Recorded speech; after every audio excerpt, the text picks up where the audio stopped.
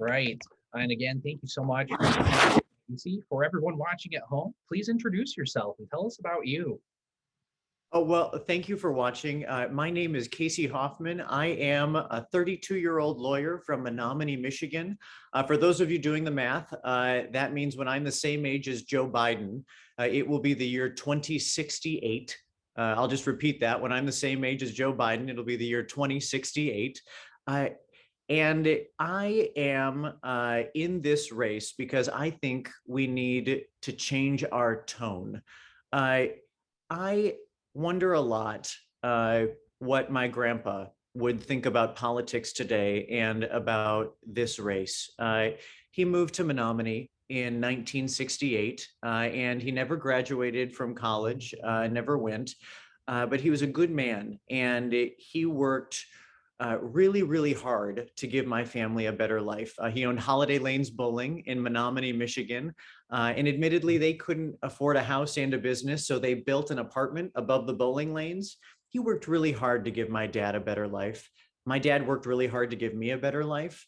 And that's the only reason that I'm able to be here and have this interview with you today. We are a living, breathing example that the American dream is not a sprint. It's not even a marathon.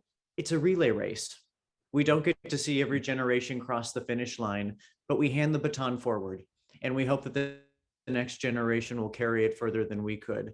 So I am humbly asking Youpers, honor me with your vote. Hand me the baton, and I will not let you down.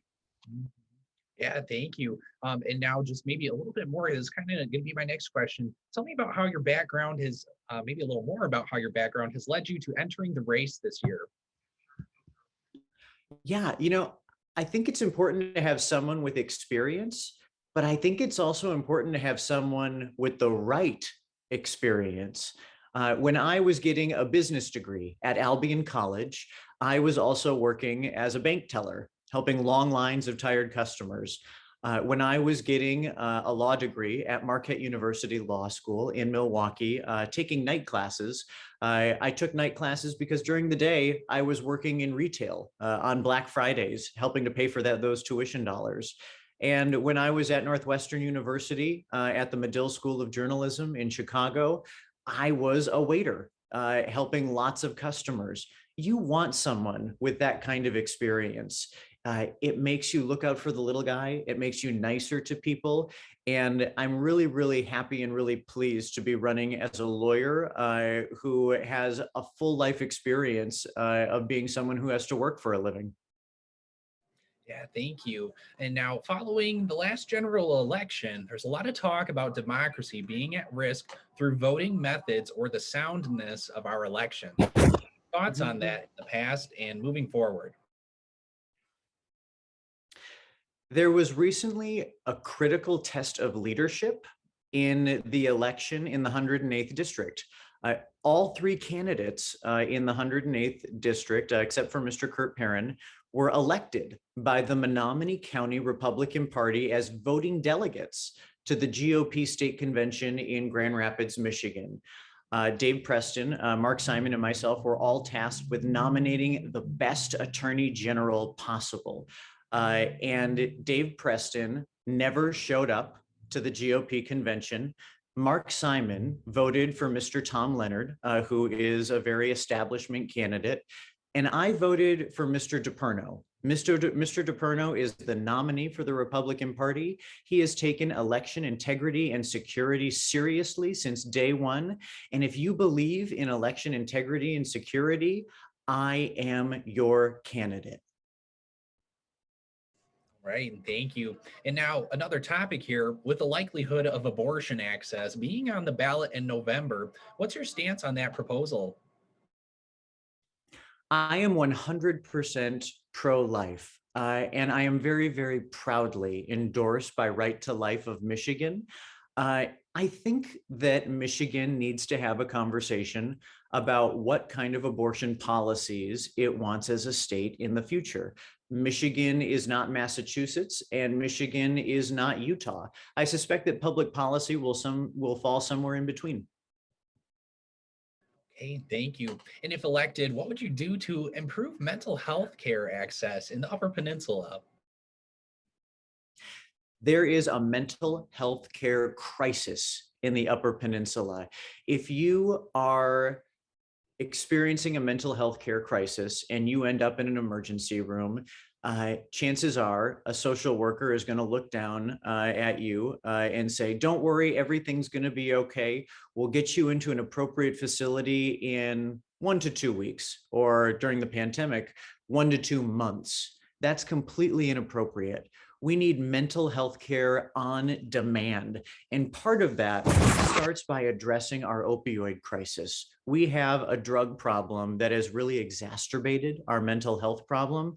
I think we need to make sure that the United States pressures Mexico, China, and other countries to curtail the flow of illegal drugs into the United States. We need better detection at our borders. We need to stop drug companies from promoting opioids to physicians, and we need to make it easier for law enforcement to shut down drug mills that fill obviously false prescriptions. I do support establishing a federal database to identify multiple prescribers and abusers across state line, and I support establishing more drug courts that will allow nonviolent drug offenders court-supervised addiction treatment instead of jail time. Also, all first responders should be equipped with Narcan. I think those are a number of really common sense steps we can take to address the drug problem and our mental health care crisis. Thank you, Casey. And if elected, what would you do to improve access to care for seniors? I think seniors need to be treated with the dignity that they deserve. And part of that means prioritizing them in our budget and in our economy. Seniors will always have a vote, always have my vote, and always have my loyalty. And I want to talk about one proposal that's really important to make sure seniors will have more money in their pockets. We need to eliminate state income taxes in the state of Michigan. There are currently 9 states that have eliminated state income taxes, including Nevada, Washington, Texas doesn't have income taxes, South Dakota, New Hampshire, Florida, Wyoming, Tennessee, and Alaska. I do think that Michigan should be the 10th state to join that list. The bottom line is, when seniors have more money in their pockets, that's good for the whole economy. All right, and thank you. This will be my final question. Do you have any message for undecided voters right now?